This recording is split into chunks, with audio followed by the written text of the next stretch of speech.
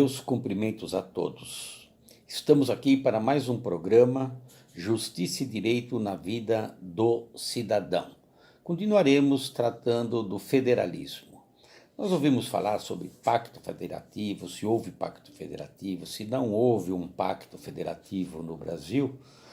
Mas o que é o federalismo?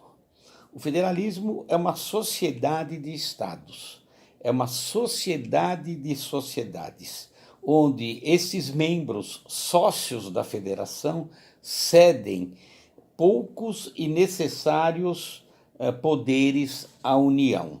Poucos e necessários. Por quê? Para reservar para si a maior parte das competências. Então há uma divisão de competências que é feita pelo poder constituinte originário na Constituição, que estão lá dos artigos 21 a 24, e poderemos incluir aí também o artigo 30.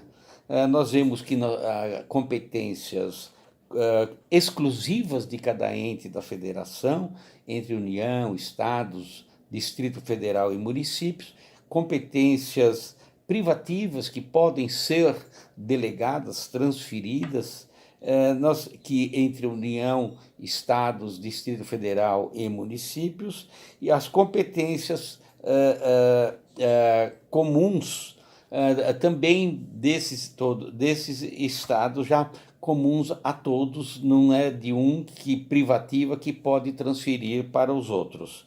E as competências concorrentes, que inclui aqui no artigo 24, União, Estados, Distrito Federal, mas não fala dos municípios. Mas ao interpretarmos sistematicamente o artigo 30 da Constituição, com estes que eu citei, 21 a 24, nós vemos que também nas competências concorrentes nós poderemos ter a participação supletiva dos municípios.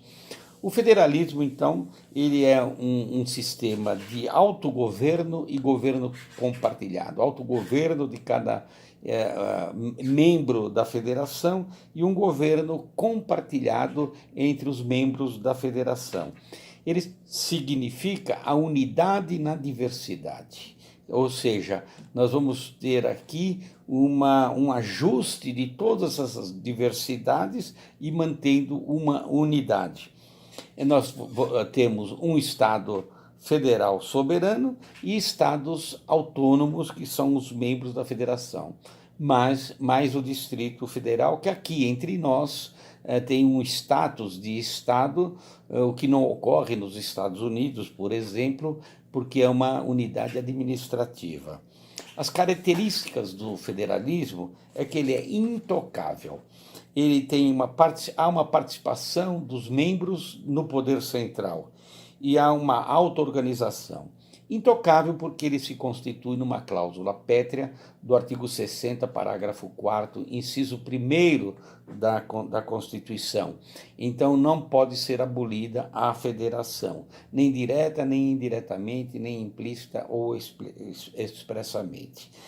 Há uma participação no poder central dos estados através do Senado Federal. O Senado é composto paritariamente de 3 senadores para cada unidade da federação, inclusive o Distrito Federal, e através dele nós temos uma participação. Sem olvidar, é claro, que a Câmara Federal é composta também de deputados eleitos pelos Estados-membros, na proporção, com um mínimo de 8 e máximo de 70, mas são membros dos estados e pode exercer alguma influência também quanto à participação no poder central. É uma auto-organização, porque ele é auto-organizado através de uma constituição própria. É diferente de um Estado autonômico, como na Espanha, como na Itália, porque lá eles são organizados através de um estatuto, e esse estatuto autonômico, na Espanha, por exemplo, ele é aprovado pelo primeiro-ministro e pelo rei, ou seja, pelo poder central. É diferente de uma constituição de um Estado-membro que é feita dentro do seu Estado e promulgada pela sua Assembleia Constituinte. Agora, por que o Estado Federal? Muitos dizem que um Estado para atingir seus objetivos, ou para, como Estado federal, precisaria ser um Estado onde há um alto nível político, onde há uma participação do povo consciente, onde há uma série de requisitos, um nível de politização e um nível econômico também. Mas aí nós perguntamos, se tem tudo isso, para que o federalismo? Para que o Estado federal? Se já tem tudo de bom, fica como está. Na verdade, o federalismo ele uma forma de Estado que resolve muitos problemas que num Estado unitário seria impossível de se resolver. E ele tem como objeto. O que ele tem como objeto? Tem a liberdade, ele tem o bom governo e a paz.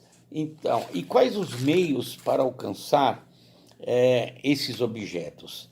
Os meios oferecidos são a limitação do poder.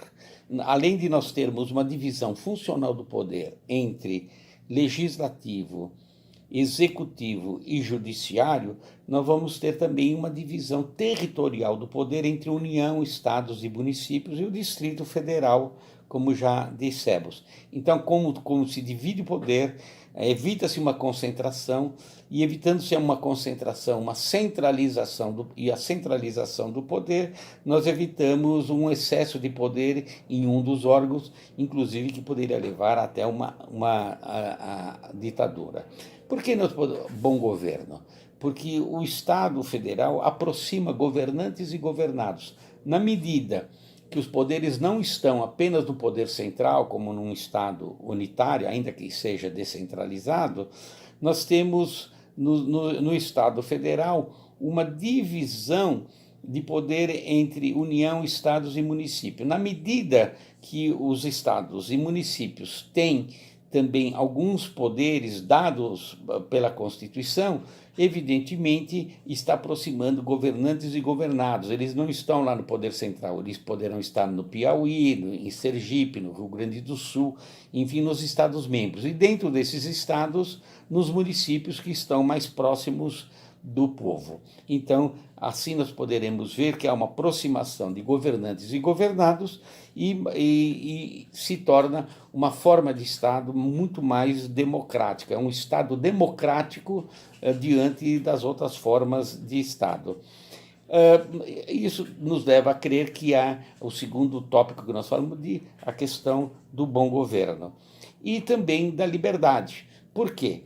Porque nós temos listas de direitos fundamentais, garantias dos direitos fundamentais, e se num Estado unitário nós temos uma lista de direitos fundamentais, aqui nós poderemos dizer que poderão ter duas ou até três. Duas por quê? Uma da União e uma complementar de cada Estado-membro da Federação. Mas se nós pensarmos na União Europeia, existe uma da União Europeia, uma do Estado federal e uma dos Estados federados, membros de cada federação. Então poderão ter três listas de direitos que significa uma maior possibilidade de garantia para o cidadão. E levando isso em consideração, nós vemos que nós temos, então, e aliás, os três tópicos que nós citamos, nós teremos mais liberdade, mais democracia, um governo mais próximo do povo, um bom governo, e teremos uma limitação do poder. Então, o que leva a crer que, por isso, uma forma de Estado que mais satisfaz o poder. Além daqueles que nós falamos, aquelas questões que nós falamos da unidade na diversidade. O Estado federal tem vários elementos. Então, os elementos do Estado federal parecem servir a todas as modalidades, regimes de governo, formas de governo e sistemas de governo. Sistemas para países socialistas, para países liberais, capitalistas, para países de constituição escrita e não escrita, embora aqui devemos explicar que muitos adeptos falam que não, uma das características, um dos elementos da federação seria uma constituição escrita, mas países de constituição não escritas que hoje é raríssimo, eles também adotam elementos do federalismo. E mesmo para aqueles estados onde se pretende uma nova Constituição, ou como um ideal que não foi atingido na Constituição vigente e que há necessidade de uma nova para um ideal a ser alcançado. Nós destacamos aqui desses elementos, primeiro, uma base de uma associação política, requisitos que são uma Constituição escrita, uma Constituição que seja uma estrutura de governo e protetora dos direitos, uma Constituição que seja um código detalhado para não haver invasão ou confusão de poderes entre União, Estados, municípios e Distrito Federal. E então há uma divisão territorial do poder. E aí nós temos como também elementos do Estado Federal, a manutenção da União e a manutenção da não centralização. Ou seja, para manter a União, nós precisamos ter uma integração positiva, como já disse em outras oportunidades, que é aquela união dos Estados-membros de baixo para cima, uma união que faz a força e que possa reivindicar e controlar, como diz Schwartz, para não permitir que a União engula os Estados-membros, os seus sócios. Então essa integração é positiva, é diferente de uma integração onde o poder central tem muitos poderes, além dos poderes políticos, tem uma concentração de riquezas, os estados ou dependem politicamente ou vão depender econômica e financeiramente, indo buscar recursos do poder central, perdendo sua autonomia. E então isso vai gerar uma integração, mas uma integração negativa, contrária à federação, porque é contrária à não centralização. E a manutenção da não centralização. E nós verificamos também que já alguns autores falaram que, por ser uma cláusula pétrea, deveria ter uma dupla revisão, uma revisão que eliminasse a proibição e uma revisão posterior, não havendo proibição, que se pudesse mudar a federação. Mas isso já está claro, a federação não pode ser modificada nem expressa nem implicitamente. Então, de qualquer maneira, não há possibilidade de modificar, poderemos modificar para melhorar, mas nunca abolir a federação. E daí nós destacamos dois princípios, a união e a não centralização. Tudo que é feito contrário à união ou à não centralização, ou seja, vai de encontro a uma centralização ou pode comprometer a união, tudo que nós encontramos nesse sentido certamente será inconstitucional, contra o federalismo e estará ferindo uma cláusula pétrea. Por hoje ficamos por aqui e voltaremos num próximo programa dando continuação ao federalismo, que é o nosso tema até o final, para podermos esclarecer até o final e levar uma compreensão, porque muito se fala num novo pacto federativo, mas na verdade não será um novo, porque nós não tivemos o velho, será um verdadeiro pacto federativo.